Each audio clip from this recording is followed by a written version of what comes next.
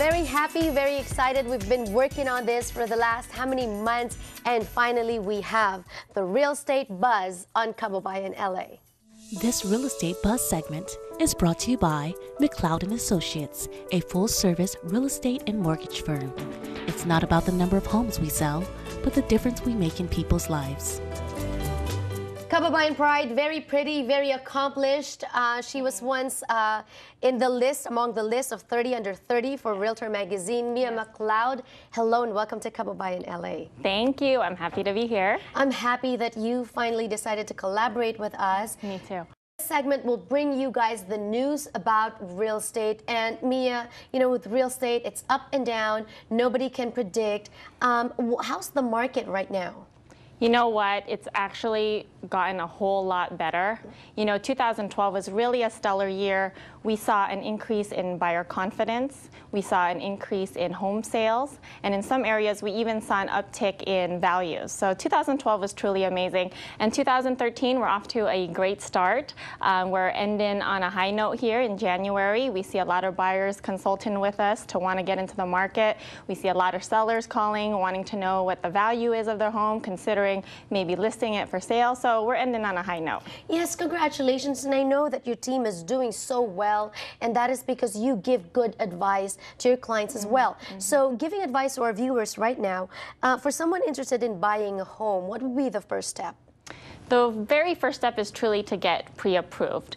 You definitely don't want to go out into the open market blind, not knowing how much of a home you can afford, what your mortgage payment looks like, you know, what kind of loan programs are available to you, what the current interest rates are. So you want to make sure all of that fits into your budget. Go ahead. Not only that, but in a very competitive market like today, where inventory is extremely tight, you want to make sure you have all the resources available to you. So let's say you find a property that you like out there, but you don't have the pre-approval. The likelihood of a seller entertaining your offer is very slim, especially if you're dealing with a property that has 10 offers, some cash investors, some other, you know, clients with bigger down payments, and you don't even have that pre-approval set. It will put you at a disadvantage. I hear that a lot, pre-approval, but I also hear pre-qual. What is a pre-qual? You know what, that's really a good question, because there's a big misconception, and I think a lot of people get it confused.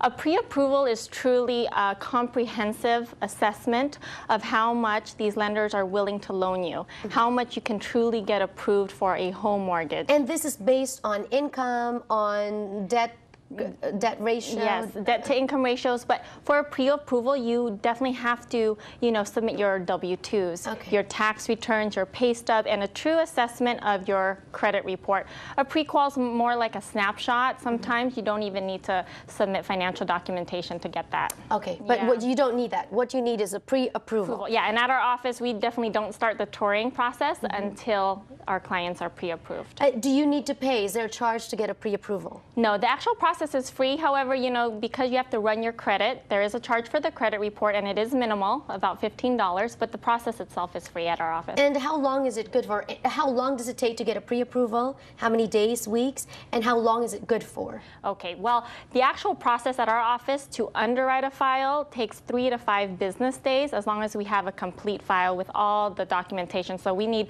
you know, last 2 years W-2s and last 2 years tax returns and things like that. But if the file's complete, 3 to 5 business days. The pre-approval itself, you know, varies as far as when it expires. So anywhere from 30 days to 90 days. And the only reason why they truly put, or these lenders put a expiration on there, is because let's say within those 30 days you took out a new auto loan, or maybe you've got an increase in income or a decrease. So those things can significantly affect your original pre-approval. And so I guess they also just want serious buyers to get pre-approval, right? Because you don't get pre-approval every day. Yeah, no, definitely. And, you know, it's a good sign to show a seller when you're out in the market, again, in a competitive market, that you've done your homework and you took the time to consult with a loan officer and you know, submit all your paperwork, and now you have this official document to show them that you're ready. Okay, so you're pre-approved. Now let's talk about the loans. You're talking to a loan officer, and I know that there's a lot of loan programs out there. Yeah. Can you take us through the more popular ones and what would you suggest, or is it a case-by-case basis for everyone? Definitely case by case, but we're seeing more popular programs for first-time home buyers, for instance, is the FHA program. And that's not only just for first-time home buyers. Actually, it could be for a move-up buyer, just as long as that family or that borrower is going to be intending to purchase that for their primary residence. But we're noticing that a lot with first-time home buyers, especially because it only requires a 3.5% down payment, and that does not have to come from the buyer's own funds. It can come from other sources like an employer, a nonprofit organization, family or relatives. It does not have to come from the buyer's own pocket. And, you know, we had one example where a young niece, 21 years old, had 4 uncles contribute to the down payment. Oh, wow. Which was really nice. And you mentioned that this is not just for first-time home buyers. Yes. If you already have a property, you can still get an FHA loan. For a second property? For a second property, as long as you're intending to use it as your primary residence. Wonderful. So for instance, if you bought a condo, maybe when you were 21 and now you're starting a family and maybe you're 27 now or something, Right. you're going to buy a house, you can apply for an FHA loan. Wonderful. And not only that, but some of the other perks of FHA is the interest rates are slightly lower than conventional loans. And you know, the FICO score requirement's not as strict. So if you have a 640 FICO score, you can get it, or you can even go as low as a 620 case-to-case basis. Wonderful. You know what? I already learned so much, and this is just the first segment. Yeah. This segment is going to be a regular on KabayanLA every other Wednesday, but for now, I'm sure you may have questions. That's the number to call on the screen if you want to get an appointment with them, consult with them if you have any other questions. Thank you so much for now, Mia. Thank you. More power to you. Thank you. And I'll see you in 2 weeks. Yes. Yes. Thanks. Entertainment news when we return. Don't go away.